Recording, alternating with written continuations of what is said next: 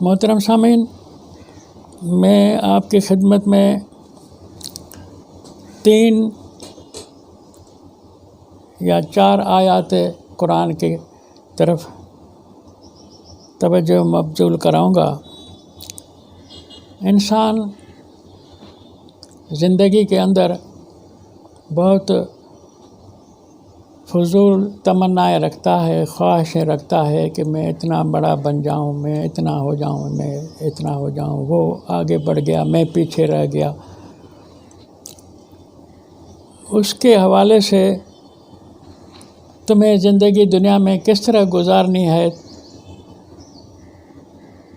اس کی تعلیم ان آیات سے ملتی ہے۔ رب تعالیٰ فرماتا ہے کہ کان الناس امۃ واحدۃ فبعث اللہ النبیین مبشرین ومنذرین وانزل معهم الکتاب بالحق لیحکم بین الناس۔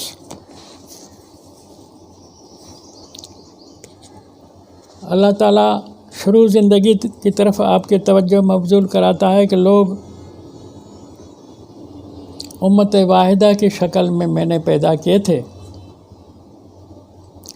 اب امت واحدہ میں آپ کی شروعات ہوئی ہے۔ اس شروعات کے بعد تم نے وہ وحدت قائم نہیں رکھی۔ میں اللہ چاہتا تھا کہ تم وحدت امت کی شکل میں دنیا کی زندگی گزارو، لیکن میں نے جو تمہیں کہا تھا کہ تم کو میں پیدا تو کر رہا ہوں، لیکن ساتھ میں نے تمہیں کہا تھا کہ یا آدم اسکن انت وزوجک الجنہ وکلا منہا رغدا حیث شئتما، تم ایسے ہری بھری جنت میں دھرتی پر رہو اور کھاؤ پیو جدھر سے جب بھی چاہو، ولا تقربا ھذہ الشجرہ، اس مشاجرت کے باتوں کی طرف نہ جاؤ۔ مشاجرت مانا کہ تم نے زیادہ یعنی کمانے اور سے لوٹ کر کے کھسوٹ کر کے پرایا حق مار کر کے کمانے کے جو اندر آپ کے سوچ ہے، ذہن ہے، اس کو چھوڑو۔ اپنی پورت کے مطابق کھاؤ، اپنی پورت کے مطابق زمین آباد کرو، اسے روزی حاصل کرو۔ اتنی بات میں نے کہی تھی، سمجھائی تھی، لیکن اگر تم اس پر چلتے تو ہمیشہ تم امت واحدہ کی شکل میں بن جاتے، لیکن تم نے مشاجرت اختیار کی۔ تم نے دولت کے حصول کے لیے، ارتکاز کے لیے، ذخیرہ اندوزی کے لیے لوگوں کو لوٹا، ناجائز ملکیتیں بنانے کے لیے سب کچھ کیا۔ پھر کیا جو تم نے، تو میں نے اپنے انبیاء کو بھیجا تمہاری ہدایت کے لیے، اپنے نبیوں کو۔ فتلقی آدم من ربہ کلمات فتاب علیہ، تم نے اپنے جو میرے حکم کی نافرمانی کی تھی، پھر اس سے واپس لانے کے لیے میں نے اپنا علم وحی بھیجا، اپنے نبی بھیجے آپ کی طرف۔ پھر نبیوں کی تعلیم پر بھی تم نہیں چلے، نبیوں کی تعلیم سے بھی تم نے بغاوت کی۔ تو جو 2 آیتیں ہوئیں، ایک تو یہ دھرتی ساری زمین تمہاری ہے، کلا منہا رغدا حیث شئتما، جہاں سے چاہو وہاں سے کھاؤ۔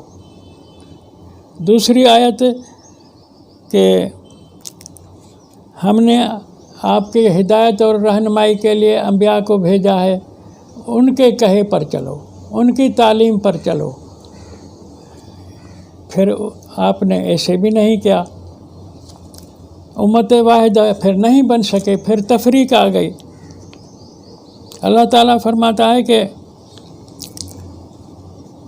میں نے تمہیں زندگی گزارنے کے لیے یہ اصول بتایا تھا کہ وَلَيْسَ لِلْإِنسَانِ إِلَّا مَا سَعَى، انسان کے لیے اور کچھ بھی نہیں سوائے اس کے جتنا کچھ اس نے کمایا ہے، یعنی کمانے کے برابر کا استحقاق رکھ سکتا ہے، کمانے سے بڑھ کر کا کوئی حق اس کو نہیں ہے۔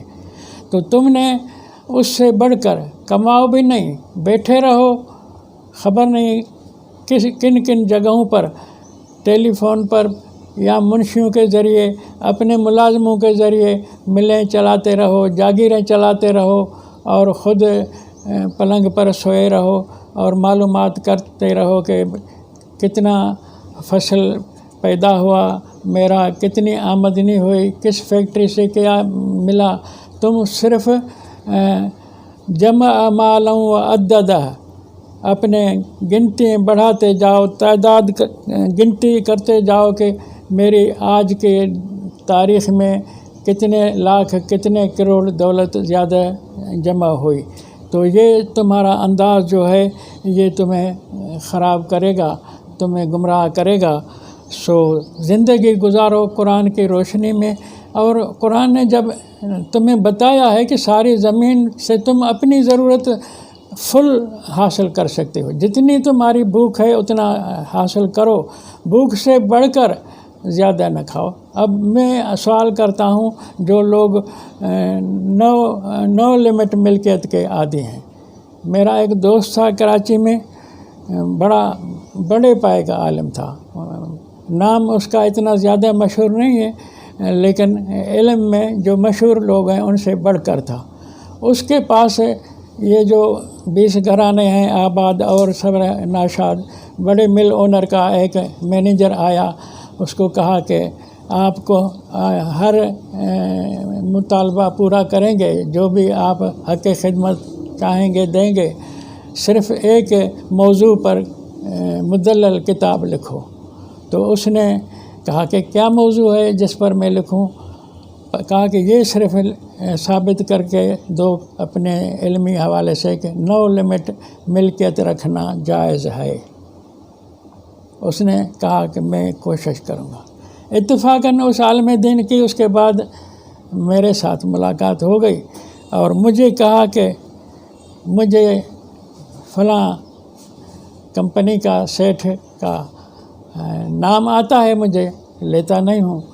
مینیجر آیا تھا، اس نے یہ کہا ہے کہ جو مانگو گے کچھ دیں گے، یہ موضوع ہے کہ 9 لمٹ ملکیت رکھنا شریعت میں جائز ہے، یہ لکھ کر دو۔ آپ کا کیا مشورہ ہے؟ کیا کروں؟ میں نے کہا میرا مشورہ تو آسان ہے۔ اس نے بولا کیسے؟ میں نے کہا تم اپنے ایمان کو ٹٹولو کہ اس کا دام کیا ہے، مول کیا ہے۔ تو اپنا ایمان بیچنا چاہتا ہے سو مول جو سیٹھ کے مینیجر سے مانگو گے اپنے ایمان کے حساب سے مانگ لو۔ تو مطلب میں نے اسے شرمسار کرنا چاہا کہ وہ تم سے غلط کام لینا چاہتا ہے۔ پھر تو پتہ نہیں کہ اس نے کیا لکھا یا نہیں لکھا، خدا جانتا ہے، لیکن یہ مذہب کے لوگوں کو سرمایہ دار لوگ خرید کرتے ہیں کہ ہماری لوٹ مار کو جائز بناؤ۔ اس کے لیے دلائل دو کہ ہم جو کچھ کر رہے ہیں وہ شریعت میں جائز ہے، قرآن میں جائز ہے، اسلام میں جائز ہے، جب کہ قرآن کہتا ہے لَيْسَ لِلْإِنسَانِ إِلَّا مَا سَعَىٰ، اتنا کماؤ، اتنا کھاؤ جتنا کما سکتے ہو۔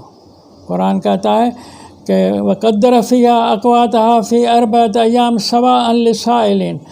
اللہ تعالیٰ کا فرماتا ہے کہ میں نے دھرتی میں جو تمہارا قوت روزگار مقدر کیا ہے وہ سب کے لیے برابری کے بنیاد پر ہے۔ سواء للسائل، حاجت مند لوگ برابری کے بنیاد پر وہاں سے کھائیں، یہ میرا خزانہ ہے، اس خزانے سے تمہاری جتنی ضرورت ہے۔ کوئی بتائے کہ بڑے سے بڑا بلینئر ٹریلینئر سرمایہ دار کتنی روٹی کھاتا ہوگا؟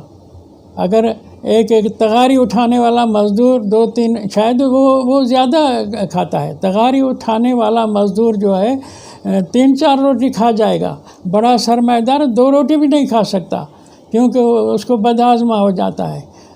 1 روٹی پہ گزارا کرتے ہیں تو پیٹ خراب نہ ہو۔ تو پھر جب روٹی بھی تم تھوڑی کھاتے ہو تو دولت کیوں جمع زیادہ کرتے ہو؟ جب محنت کرنے والا آدمی روٹی بھی زیادہ کرتا ہے تو حق تو اس کو ہونا چاہیے کہ زیادہ اس کو دولت ملے، لیکن تم نہ کمانے والے دولت زیادہ جمع کرتے ہو اور جو کمانے والا ہے اس کو کچھ نہیں دیتے۔ قوت لا یموت، اتنا کھائے جتنا زندہ ہو کر تمہاری نوکری کر سکے۔ سو یہ تمہارے اپنا خیال ہے جس کو قرآن قبول نہیں کرتا، قرآن کی یہ آیات ذہن میں رکھو اور تم اللہ کے ہاں دوست بن جاؤ گے، اللہ کے پاس مہمان بن کر جنت میں جاؤ گے، اور یہ جو ذخیرہ اندوزی کا معاملہ ہے یہ تمہیں گلے پڑے گا، آج نہیں سوچ رہے ہو کل پچھتاؤ گے۔